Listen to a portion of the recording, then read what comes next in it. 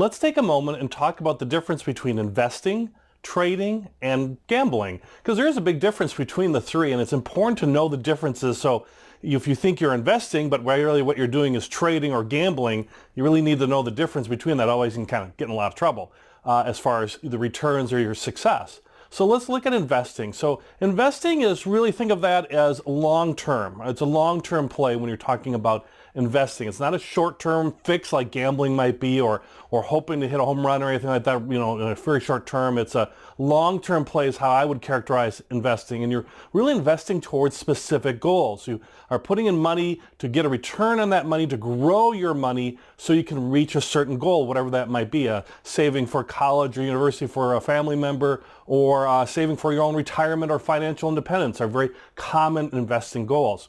So you're saving for a specific goal, and that you have a plan around it. And that's a big part of what this course is, and my Investing Success course is all about, kind of planning and how to have a plan around it and sticking to that plan and executing the plan. So investing, long-term play, specific goal, you have a plan, you rebalance as needed, so if your stocks really take off, or a certain part of your stock portfolio, maybe a large cap stocks or technology or something we're going to learn about later in the course takes off, well, then you can rebalance to kind of put your portfolio or everything that you own back in place, but it's still going towards that specific plan. You're still making these adjustments for the long term. And you can really succeed with investing with long-term basic principles that you can use over time. As we've seen and as we know about investing over time, it's all about time and time value of money, and let your money work and compound interest and all that working in your favor. So investing can be a little bit boring at times, but it's really all about that long-term play and saving towards those goals.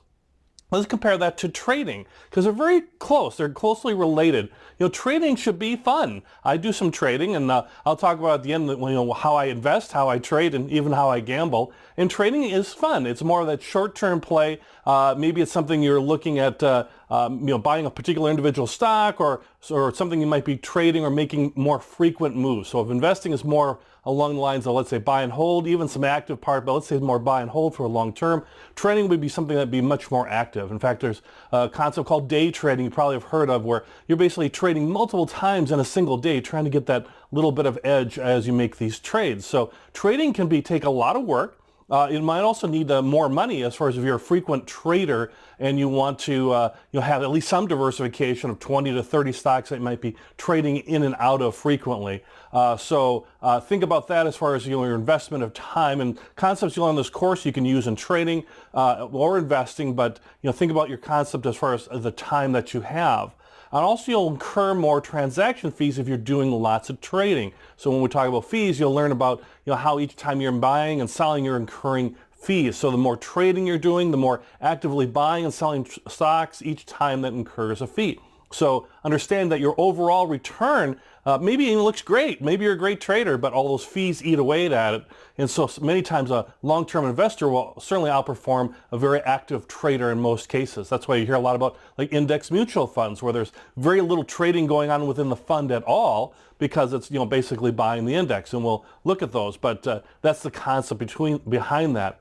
The other thing with trading for individuals is it can really run into more behavioral issues too, and things to be aware of.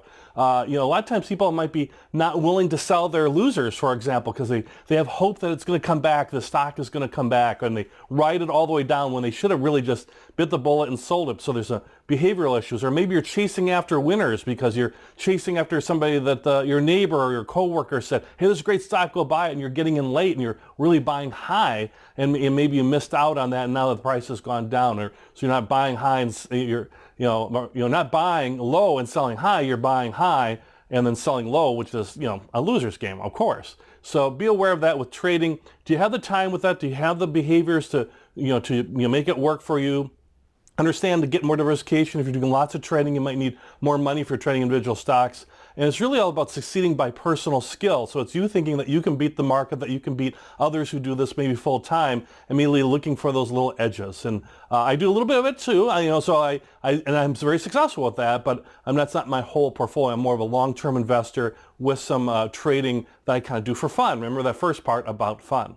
Now gambling, if you gamble at all, that really should all be about fun. I mean, if you're gambling to try to think you're going to beat the house or be real successful, especially over the long term, that's really hard to do. If you're very successful at that, don't even take this course. Go gamble and be successful gambler. Maybe take a gambling course. I don't know. But the idea is that, gambling is, if you do it, is meant to be fun. You want to try to limit your losses, but the idea it's fun. It's not investing and it's not trading. It is gambling. And one thing that, any, person, many people will tell you is when you gamble, kind of expect to lose. I mean, think about these big, massive casinos that you see out there in Las Vegas or Monte Carlo or wherever across the world, these big, hotels and casinos. Well, they're funded on gambling money, your money and my money, right? So they're making a lot of money. So if they're making a lot of money, who's not making a lot of money? Well, it's the individual gamblers. So I approach gambling like if I'm going to gamble for fun, bet on horses or play cards or whatever it might be, that there's an expectation to lose and I want to limit my loss. Really, if I go to the track, for example,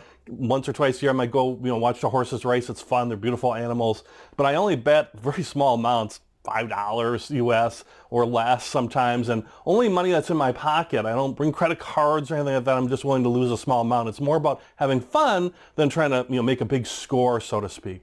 So one question might be, is something like day trading where you're frequently trading, is that kind of gambling? I mean, even in gambling, you're trying to evaluate, let's say, a horse or evaluate something and then make a bet on that. As day trading gets a little bit more like gambling, might be one way to think of it, versus long-term investing where you put it and you invest your money and let it work for a long period of time. So that's something to think about when you're looking at investing versus trading versus, let's say, gambling. Now, for myself, to share, I'm all about investing. I'm a long-term investor. That's where I've had my success.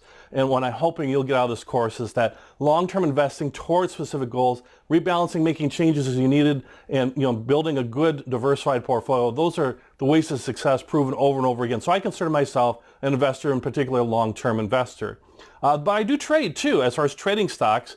And you'll learn about, different ways you can apply these principles from financial ratios to whatever we're in the course here, so you can do trading as well. And I do that because, remember that part about fun. It's fun for me. It's interesting. It keeps me engaged in the market. It keeps me engaged in stocks. And I've had some success because I'm only looking at a narrow basket of stocks and I'm maybe actively more trading versus my long-term buy and hold type strategy. But it's really about fun, and I, make sure I watch my behavioral stuff, that I don't do something dumb like, buy high or sell low or something like that. Just be aware of that. But understand it's not like what I'm doing 100% of the time. I'm an investor with some trading. And as far as gambling, as I mentioned, I might bet on the horse every once in a while, but that's all for fun. Lose very small amounts of money. I think the most I've ever lost was like $20 US or $30 US, something like that. Keep it very small, and I've won some too, but it's all about going out with a family or friends and having fun.